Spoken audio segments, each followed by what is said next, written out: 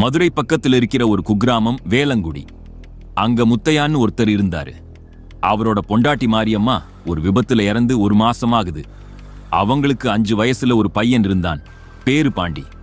மாரியம்மா மேல பாண்டிக்கு அம்புட்டு உசுறு. அவ இறந்தப்புறம் அவன் சரியா சாப்பிடாம பேசாம எப்பவும் வீட்டு வாசல்லையே உட்கார்ந்திருப்பான். மர்மமான இரவு. ஒரு நாள் ராத்திரி 1 மணி இருக்கும்.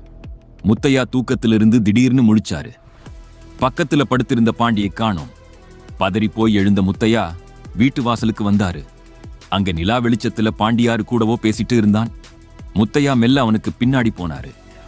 அம்மா, எனக்கு பசிக்குதுமா, வடை வேணும்னு பாண்டி சொல்றது முத்தையாவுக்கு கேட்டுச்சு. முத்தையாவுக்கு உடம்பெல்லாம் சிலிர்த்து போச்சு. அம்மான்னு அவன் யார சொல்றான்? மாரியம்மா தான் செத்து போயிட்டாளே. அவர் இன்னும் கொஞ்சம் கிட்ட போய் பார்த்தப்போ அங்க ஒரு உருவம் நின்னுகிட்டே இருந்துச்சு. அது அப்படியே மாரியம்மா மாதிரியே இருந்துச்சு. அதே சேலை, அதே கொண்டை. ஆனா அந்த உருவம் பாண்டியை குனிஞ்சு பார்த்துட்டு இருந்துச்சு. அதிர்ச்சியான உண்மை. முத்தையா பயத்துல மாரியம்மா என்று கூப்பிட்டாரு. அந்த உருவம் மெல்ல திரும்பிச்சு. முத்தையாவுக்கு அங்கேயே ஹார்ட் அட்டாக் வராததுதான் மிச்சம். அந்த உருவத்துக்கு முகம்னு ஒண்ணு இல்லவே இல்லை. வெறும் தட்டையான சதையும் அந்த சதைக்குள்ள இருந்து 2 கண்கள் மட்டும் ரத்த சிவப்பா மின்னுச்சு.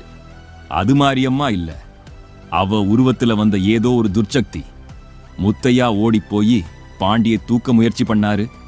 அந்த சத்தம் மனுஷ குரல் மாதிரியே இல்லை. சுத்துப்பட்டு இருந்த நாய்ங்க எல்லாம் ஊளையிட ஆரம்பிச்சது. தொடரும் பயங்கரம். அந்த உருவம் மெல்ல முத்தையாவை நோக்கி நடந்து வந்துச்சு. அது நடக்கல. தரையிலிருந்து 2 இன்ச் காத்துல மிதந்து வந்துச்சு. அம்மா, அப்பாவை விட்டுடுமா என்று பாண்டி அழ ஆரம்பிச்சான். உடனே அந்த உருவம் நின்னுச்சு.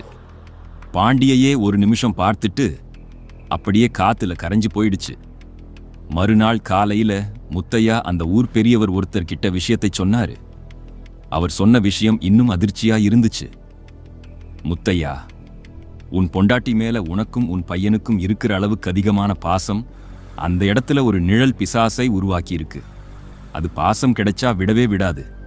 உன் பையனை பலி கொடுக்கவும் தயங்காதுன்னு சொன்னாரு. நண்பர்களே, அந்த முத்தையா இன்னைக்கும் வேற ஊர்ல தான் இருக்கிறாரு. ஆனா பாண்டி இன்னைக்கும் ராத்திரி நேரத்துல ஜன்னல் வழியா யாரையோ பார்த்து அம்மான்னு கூப்பிடுறதா சொல்றாங்க. உங்க வீட்லயும் யாராவது சின்ன பசங்க தனியா நின்னு பேசிட்டு இருந்தா அதை சாதாரணமா எடுத்துக்காதீங்க. அது உங்க அம்மாவா இருக்கலாம், இல்ல அம்மாவோட உருவத்துல வந்த வேற ஏதாவதா இருக்கலாம். இந்த கதை உங்களுக்கு பிடிச்சிருந்தா லைக் பண்ணுங்க. உங்க வாழ்க்கையில இப்படி ஏதாவது நடந்திருக்கான்னு கமெண்ட்ல சொல்லுங்க.